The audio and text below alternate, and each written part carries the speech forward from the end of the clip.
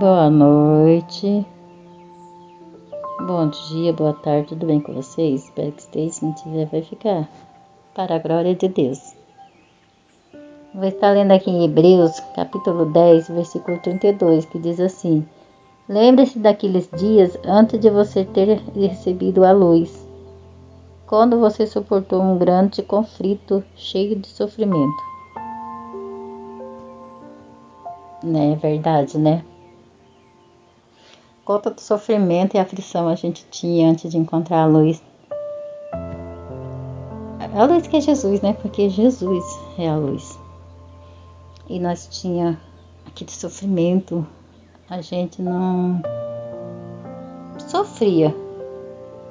A gente sofria terrível, assim, sei lá. A gente chorava direto e a gente nem mesmo sabia por que a gente tava chorando. A gente tava tudo bem, a gente tava ali com os amigos, a gente tava ali, tudo de bom. Daqui a pouco vinha aquela aflição, aquele sofrimento que a gente não tava suportando. Era uma coisa muito estranha, muito esquisita, que a gente mesmo não sabe explicar. Mas a gente temos que suportar aquilo. Nós suportamos aquilo. Aí foi um bom tempo, né? A gente suportando aquele sofrimento. A gente via as brigas do nosso pai com a nossa mãe. A gente via briga. E assim, aquela coisa, sabe? Terrível. Sofrimento que parece que não tinha fim. Era um sofrimento que a gente parecia que nunca ia acabar aquilo. Depois a gente casamos, aí começou a briga com o marido, aí era aquela aflição, depois briga com os filhos, aí aquela aflição, e a alma da gente sempre estava aflita, a gente sempre estava nervosa, a gente sempre estava irritado, e parece que aquilo era uma agonia, aquela aflição que a gente não sabia de onde vinha. A gente mudava de humor, assim, num estralo de dedo. Uma hora a gente estava sorrindo, daqui a pouco a gente já estava xingando, brigando. Terrível situação. A gente não conhecia a luz. E a gente vivia nas trevas. E as trevas, ela nos sufocava, ela nos oprimia, ela nos deixava abatido, ela nos deixava triste. Um estado insuportável de agonia. Uma sensação horrível, que a gente ia morrer, era aquela coisa esquisita. E a luz parece que não chegava, e a treva estava ali toda hora, nos massacrando mesmo, nos oprimindo, nos deixando completamente para baixo. E era horrível a situação. Aquele grande sofrimento. Era um grande conflito cheio de sofrimento mesmo. Era desesperador, era terrível. A gente tentava até se matar porque a gente não suportava aquela coisa. Era uma coisa horrível, terrível. E a gente consegue lembrar daquele tempo. E antes da gente conhecer o nosso Senhor Jesus, e a gente suportou. E hoje nós estamos aqui. Estamos com a luz, que é Jesus. E essa luz é melhor do que as trevas. Bem melhor mesmo, 1000 vezes. Porque as trevas, ela era terrível. Hoje nós sofremos. Mas a gente podemos dizer que não sofremos como antes. Aquele terrível sofrimento que nós sofremos antes de conhecer a luz. Com a luz a gente sofre, mas não sofre tanto, porque hoje em dia a gente já temos aquela capacidade de orar, de mandar o mal embora, e fica tudo bem. Mas antes a gente não tinha aquela capacidade, a gente não conhecia Deus, a gente só conhecia Deus falar, mas a gente não conhecia o Espírito Santo, a gente não lia a Bíblia, e se lia não entendia nada, era como não tivesse entendendo, não entendia nada mesmo, era difícil de entender. Aí depois que a gente conhecemos a luz, aí sim a gente passamos a entender, porque o Espírito Santo já nos ensina, já nos orienta, já a gente vê aquela coisa diferente, a gente já ora, já manda embora, a gente sente uma aflição, a gente ora, manda embora e a gente fica em paz de novo. Se vem uma dor de cabeça, a gente expulsa em nome de Jesus e a dor de cabeça vai embora. E assim, aí a gente tem mais tranquilidade, né? Do que quando a gente estava no mundo. A gente somos mais tranquilo, mais calmo, menos irritado, não é irritado que nem era antes, e é uma coisa boa. E aí vem a luta, mas a gente assim mesmo, no meio da luta a gente tem paz, a gente tem aquela paz no coração, porque a gente sabendo que aquela luta ela vai passar. A gente não sabe de onde que vem essa paz. A gente sabe que vem de Deus, é claro.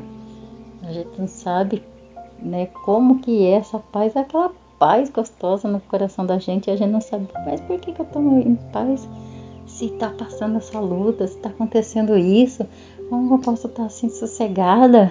E a gente sossega porque a gente espera em Deus, a gente espera em Deus, que a gente sabe que Deus vai mudar a situação. Então por isso a gente encontramos essa paz dentro do nosso coração, a gente encontramos essa paz de espírito que nos deixa completamente despreocupada. Nós sabemos que Deus não vai desamparar, nós sabemos que Deus vai achar a solução, sabe que Jesus está ali conosco, que nós estamos passando com Ele, e a gente não se desespera, a gente não xinga, a gente não murmura, acontece que não, já está tudo de novo em paz, e nós já recebemos aquela benção.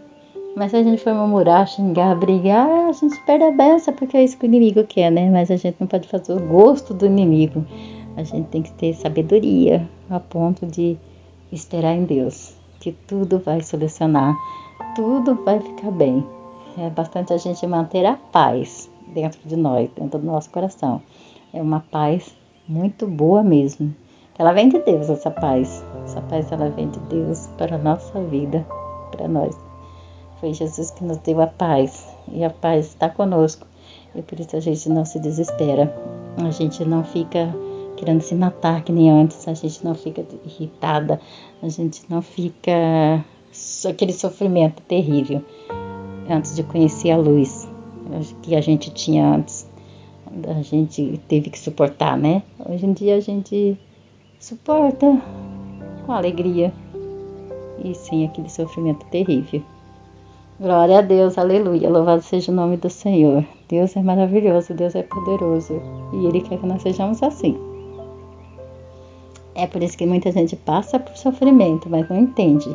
Porque a pessoa é irritada, a pessoa é nervosa, a pessoa não muda o comportamento. Então, ela fica passando por aquilo lá, porque Deus quer que ela mude. Deus quer que ela muda o jeito dela pensar, a maneira dela agir.